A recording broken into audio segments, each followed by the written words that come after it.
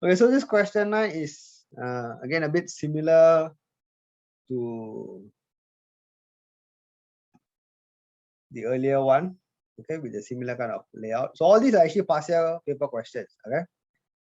So let me redraw the circuit, okay, in a different orientation, so maybe it's a bit easier to see. So I'm going to draw the supply here, okay, and I'm going to draw the first branch here. That means the 2 ohm followed by 3 ohm and followed by the 1 ohm.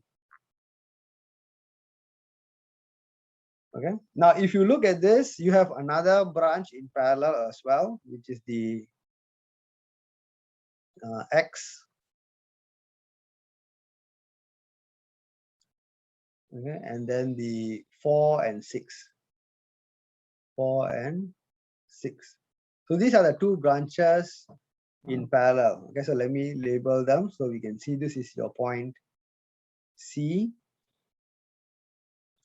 This is my point A. Okay, so this is B over here, and this is D over here. Okay, so this is the same circuit. I'm just redrawing it in a different way so we can see it a bit more clearly. Now, what do you see? You can see that these are both parallel branches, and both these parallel branches are directly connected to the battery without any other component. Right? That means they are all in parallel. That means the same 6 volts that you see here is applied across both the branches here. Okay, that means the voltage across point C to point A is 6 volts for both the branches, which means I can actually calculate this current I.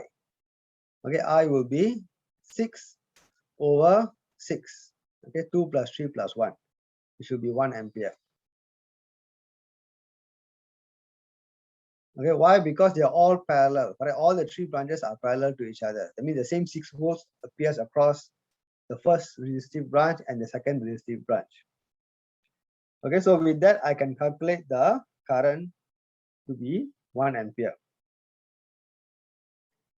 Okay, so when I calculate the current 1 ampere,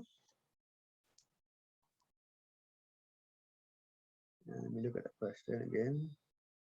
Okay, so the information given is VBD is 1 volt. Okay, so if I know D, I can find B. Okay, now how do I calculate B?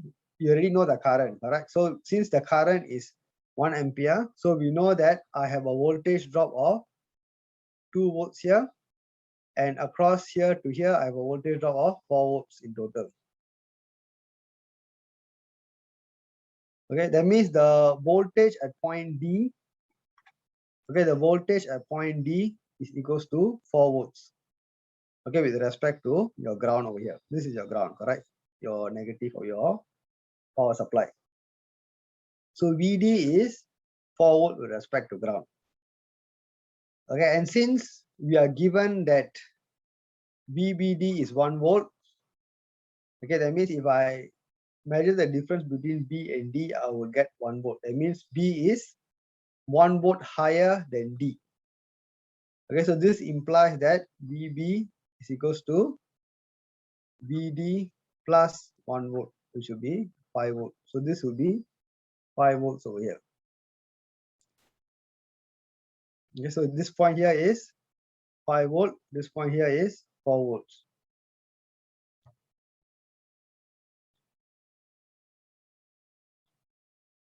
Okay, now with that,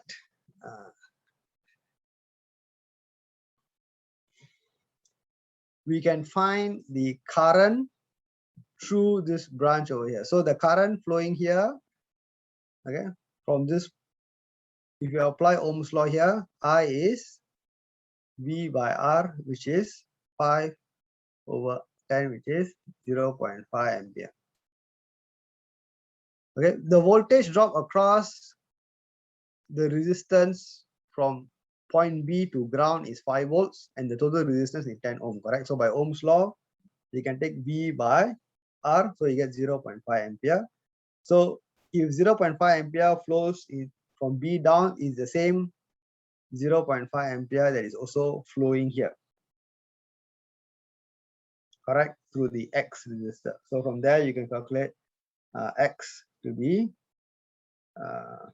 1 over 0.5, which will be 2 ohm.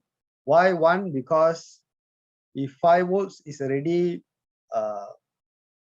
from point B to ground, the remaining here is 1 volt. Because the total branch here is the total is 6 volts and they're all parallel to each other. Okay, so that is why once you know that B is 5 volt, you straight away know that the voltage across X is 1 volt.